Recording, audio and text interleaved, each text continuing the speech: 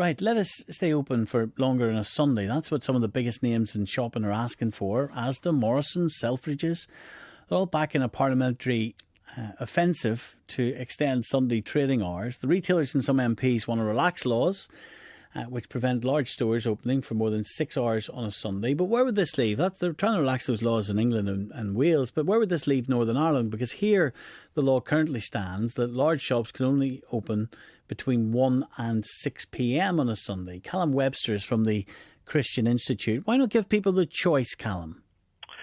Well, Stephen, we have to acknowledge that one individual's choice to shop for longer hours on a Sunday takes away the freedom of others who have to work. And, of course, it's not only the retail workers, not only those in shops who are required to work when shops are open additional hours. Security staff, cleaning staff, transport staff, catering staff, they've all got to give and work extra hours when shops are open. And okay, an individual might choose only to shop for an hour or two, but Sunday shop workers are already in Northern Ireland spending 5 hours away, plus travel time from their home, from their family. But it's about choice, Callum, isn't it? No, well, it's not a choice for a shop worker who's put under pressure by their employer to work. It's not a choice for a shop worker who's a Christian and who can't get out to church. Their liberty of conscience is taken away and is undermined, and their freedom to follow their faith and their freedom of conscience is taken away. And that's not simply my view. That's actually the view of the trade union Ulster, who carried out a survey of shop workers in Northern Ireland and just 3 years ago, and they found that 73% said that they were opposed to Sunday trading hours being extended. And one of the main reasons that the Ulster members cited was concern for their family life.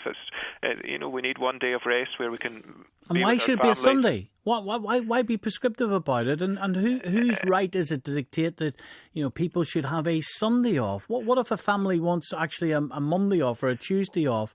Well, people want to be together as a family, and Sunday has been the day of rest historically. As a Christian, I believe that Sunday is and should be a day of rest. Sunday's a day out. Sunday's anything but rest for quite a few people. It's a day out. It's a chance to go with the family shopping. It's a chance to go out with the family. Yeah, but it's not necessarily a day of rest. Well, Stephen, somebody may shop just for an hour or two, but the shop workers have to be there all of the shop opening hours. They have to be there, their travel time. Staff who are not just shop workers have got to be away from their families and work as well. Security staff have to be employed. Cleaners have to be employed. Transport staff have to be employed. Catering staff have to be employed. They all have to work when the shops are open. So it would provide more employment. One individual may go shopping with a friend or with a family for an hour, but the staff who are working there have to be there the full working hours, and their day of rest is taken away and undermined. And what if staff were protected within legislation that they could have a choice whether to work on a Sunday or not? Would you then support Sunday opening? Well, I think, Stephen, in fact, that those who request an opt-out, whilst in law they are supposed to have that, in practice these people are going to be frightened of taking that up for fear of losing their job, for fear of damaging relations with their boss or with colleagues, for fear of hammering or harming their promotion prospects. I mean, Ulster did a survey 7 or 8 years ago of its members in Britain where there's supposed to be a legal opt-out, and it found that only 11% of them had the confidence to use their legal opt-out. And it also found, Ulster also found in its survey that 62% of them had actually been pressured to work on Sundays. So it's not, it's all very well to say, well, they might opt out, they can request that, but in practice, that liberty can be undermined by pressure from bosses. I get that, and I hear that, but you could also say that workers might be pressured to do overnight shifts. You could say that during the week. You could say that people who have families could be pressured to do erratic hours on any day of the week. And there is legislation that protects those people as much as possible. The same legislation that could protect them as much as possible on a Sunday.